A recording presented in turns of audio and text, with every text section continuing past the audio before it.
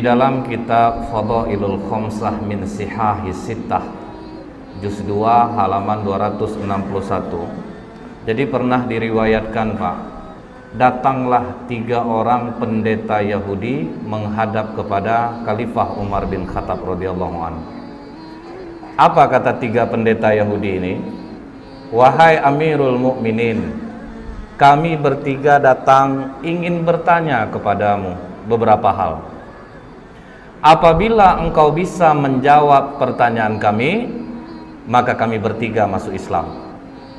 Tapi jika engkau tidak bisa menjawab, berarti Islam itu bukan agama yang benar dan Muhammad itu bukan seorang Rasul. Maka kata Umar bin Khattab, baik, silahkan Pak Pendeta, apa yang ingin kalian tanyakan? Maka kata salah satu di antara 3 pendeta ini, pertanyaan kami yang pertama, kapan pintu langit itu terkunci? Kemudian yang kedua, Umar, kapan pula masanya pintu langit itu terbuka? Kemudian yang ketiga, coba engkau sebutkan kuburan yang bisa berjalan bersama penghuninya. Kemudian coba engkau sebutkan makhluk Allah yang bisa memberi peringatan kepada kaumnya, tapi dia tidak manusia dan tidak pula jin. Bisa ngasih nasihat tapi bukan manusia, bukan pula jin. Kemudian Umar, coba engkau sebutkan 5 makhluk Allah yang berjalan di muka bumi tapi tidak dilahirkan oleh induknya. Kemudian Umar, coba engkau jelaskan kepada kami kisah pemuda-pemuda yang mempertahankan imannya dan mereka bersembunyi di dalam gua. Setelah pendeta Yahudi ini bertanya, Pak, apa kata Umar? Bukanlah sesuatu hal yang memalukan bagi Umar bila memang dia tidak bisa menjawab pertanyaan yang tidak dia bisa jawab. Maka kata Umar, kalau bertinju kalian sama aku masih kurang orangnya ini. Kalau bertinju. Tapi kata Umar, bagian dari kami ada yang gak mudah menjawab pertanyaan ini. Kalau memang ada ya sudah, ajukan saja. Dipanggil oleh Umar, Salman. Dipanggil Salman Al-Farisi. Ya Amirul Mukminin, kau pergi ke rumah Ali, katakan Umar memanggilnya. Maka Salman langsung lari ke tempat Ali bin Abi Thalib. Wahai Ali, Umar memanggilmu. Ada 3 orang pendeta Yahudi mendebatnya. Maka Ali melupakan segala perbedaannya dengan Umar. Nah, Ali begitu Umar memanggilnya, dalam riwayat ini disebutkan dia ambil burdahnya, dia sandang selendangnya, dia pergi ke tempat Umar bin Khattab yang waktu itu masih duduk 3 orang pendeta ini. Ada apa Amirul Mukminin? Ini Ali, 3 pendeta ini mempertanyakan beberapa hal. Kalau bisa dijawab, mereka masuk Islam. Tapi kalau tidak bisa jawab, katanya jangan lagi kowar-kowar Muhammad itu seorang Rasul dan Islam itu agama yang benar. Maka kata Ali, silahkan Pak Pendeta, coba diulangi lagi pertanyaannya. Maka kata pendeta ini, yang pertama Ali, kapan langit itu pintunya terkunci atau langit itu digembok oleh Allah, itu kapan? Maka kata Ali, asyirku billah, syirik kepada Allah.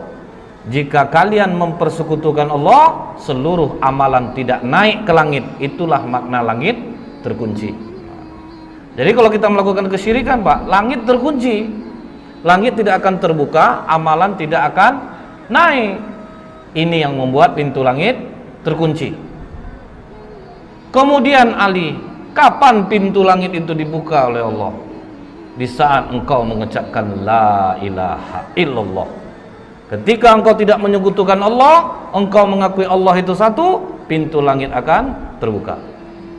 Kemudian Ali, coba engkau sebutkan kubur yang bisa berjalan bersama penghuninya. Maka kata Ali, yang kalian tanyakan ini adalah Yunus bin Matta, Nabi Yunus alaihissalam.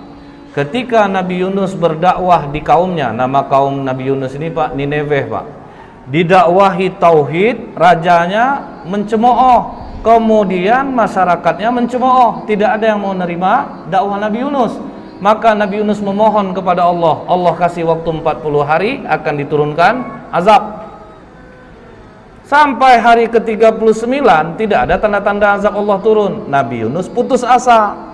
Dia tinggalkan kaumnya Bu, tanpa izin Allah. Dia tinggalkan kaumnya, dia berangkat, baru langit menghitam. Jadi Nabi Yunus tidak tahu bahwa Allah akan menurunkan azab. Begitu raja dan masyarakat melihat bahwa azab Allah akan turun, waduh, ini benar Yunus ini. Maka semua kaum Nineveh bertobat, cuman nabinya udah pergi. Naik ke atas kapal, gelombang tinggi, ketakutan nakodanya, maka diundilah nama Nabi Yunus keluar berkali-kali. Maka dicampakkanlah Nabi Yunus ke dalam laut, dimakan oleh ikan, terkubur dalam perut ikan, dibawa jalan ke 7 samudra selama 40 hari. Itulah kubur yang berjalan bersama penghuninya. Karena Allah katakan dalam surah As-Saffat 143, falaula annahu kana minal musabbihin, maka sekiranya Nabi Yunus tidak termasuk orang yang banyak berzikir, bertasbih kepada Allah, jadi dalam perut ikan itu menyesal Nabi Yunus. Dia zikir la ilaha illa anta subhanaka inni kuntu minaz zalimin. Mual perut ikan itu dibuatnya Pak. Karena kata Allah la labitha fi batnihi ila yaumi yub'atsun, niscaya dia akan tetap tinggal di perut ikan itu sampai hari kiamat. Jadi kalau sempatlah Nabi Yunus tidak banyak mohon ampun kepada Allah, ikan itu akan tetap mengubur Nabi Yunus di dalam perutnya. Terkaget pendeta ini, waduh ini cerdas satu ini nih. Dapat dia menjawab pertanyaan pendeta. Jadi kubur yang jalan bersama penghuninya, Nabi Yunus berada dalam perut ikan dan dibawa 40 hari ke 7 samudra baru dimuntahkan. Baik Ali, kau benar.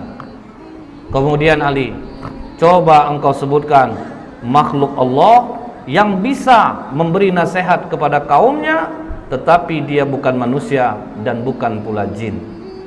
Maka kata Ali, ketika Nabi Sulaiman dan bala tentaranya sampai di lembah semut, hatta idza atau ala wadin namli qalat namlatu ya ayyuhan nablu dkhulu masakinakum. Jadi ada seekor semut Pak, dia komandoi kawan-kawannya, wahai para semut, masuklah kalian ke dalam sarang-sarang kalian, karena la yahtimannakum Sulaimanu wa junuduh, nanti kalian akan terinjak oleh Sulaiman dan bala tentaranya. Nah, inilah makhluk Allah yang bisa memberi nasihat kepada kaumnya tetapi dia bukan manusia dan bukan pula jin. Wah, terjawab lagi. Oke Ali, coba engkau sebutkan 5 makhluk Allah yang berjalan di muka bumi tapi tidak dilahirkan oleh induknya.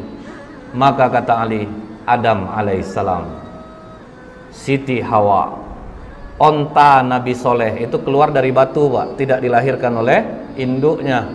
Kemudian tongkat Nabi Musa yang berubah menjadi ular, ular itu juga tidak dilahirkan oleh induknya. Kemudian kambing pengganti leher Nabi Ismail, itu pun tidak dilahirkan oleh induknya. Akhirnya 2 di antara 3 pendeta ini langsung menyatakan asyhadu alla ilaha illallah wa asyhadu anna Muhammadar Rasulullah. Oh tunggu, kata satu pendeta lagi, 2 kawanku mungkin sudah terpengaruh oleh jawabanmu Ali, tapi masih ada satu lagi yang belum terjawab. Coba engkau ceritakan kisah pemuda yang bersembunyi dalam gua untuk mempertahankan imannya. Baik, akan aku terangkan seperti apa yang ada dalam Al-Quran, kata Ali. Kalau dari Al-Quran kami sudah dengar Ali, kami ingin engkau detail menerangkannya seperti apa yang disampaikan Rasulullah kepadamu. Maka kata Ali, kalau begitu benarkan duduk kalian. Malah ditantang Pak. Jadi dia ingin mengungkap Ali itu ceritanya itu yang detail. Maka kata Ali, silahkan, dari mana kalian ingin menanyakan? Baik Ali, di mana peristiwa itu terjadi? Maka kata Ali, di kota Apesus atau Tarses Pak, antara Turki, Yordan. Kemudian silahkan lanjutkan Ali. Jadi dulunya, kata Ali, kota Efesus ini dikuasai oleh raja yang sangat baik. Ketika raja ini meninggal, Raja Dikianius yang menguasai Roma mendengar bahwa Raja Efesus ini meninggal, maka mereka pun menyerang kota Efesus dan mereka kuasai. Kemudian kata Ali, Dikianius membangun istana besar. Tunggu dulu Ali, kata pendeta ini. Berapa panjang dan lebar istana yang dibangun oleh Dikianius? Maka kata Ali, panjang 1 farsah, lebar 1 farsah. 1 farsah itu sekitar 8 km.